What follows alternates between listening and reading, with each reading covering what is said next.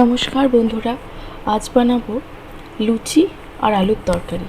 আমি এখানে আলুগুলোকে সুন্দর চৌকো চৌকো করে কেটে নিয়েছি, দুটো কাঁচা লঙ্কা নিয়েছি, আর এখানে মশলার ডাব্বা থেকে আমি শুধু কালো জিরাটা ইউজ করব।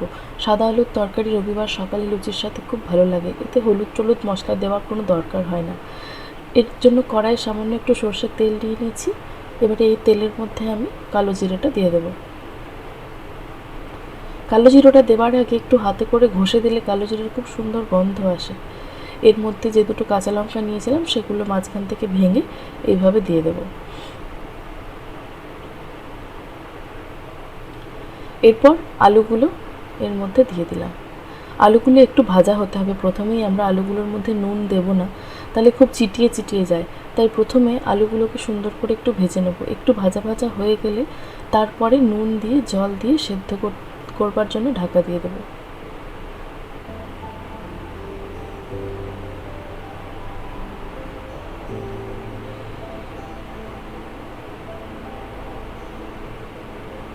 নুন দিয়ে দিলাম, একটু নাড়িয়ে চাড়িয়ে ঢাকা দিয়ে দেবো।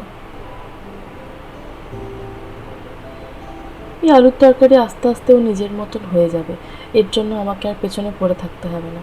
এবারে আমি লুচিগুলো বানিয়ে নিই। আমি এই ময়দাটা বেশ খানিকক্ষণ আগে মেখে রেখেছিলাম।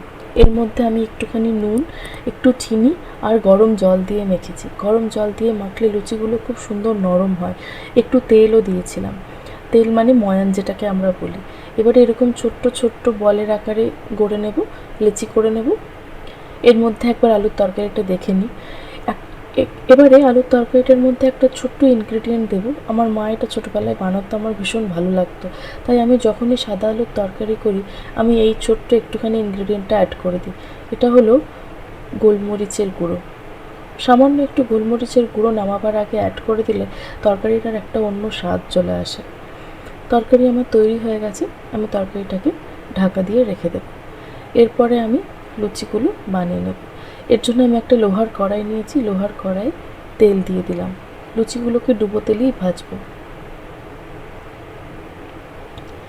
লুচিগুলো তৈরি করে বলের আকারে শেপ করে নিয়েছি। এবার এটাকে অল্প সামান্য তেল হাতের মধ্যে মাখিয়ে গোল গোল করে বেলে নেব।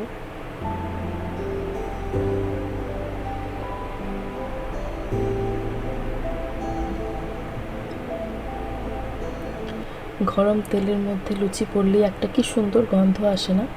এই যে লুচিগুলো এবারে গোল গোল করে ফুলে গেলেই প্লেটে করে সুন্দর সাজিয়ে দেবো রবিবার সকালের জলখাবার। ছোট থেকে বড় সবাই পছন্দ করে।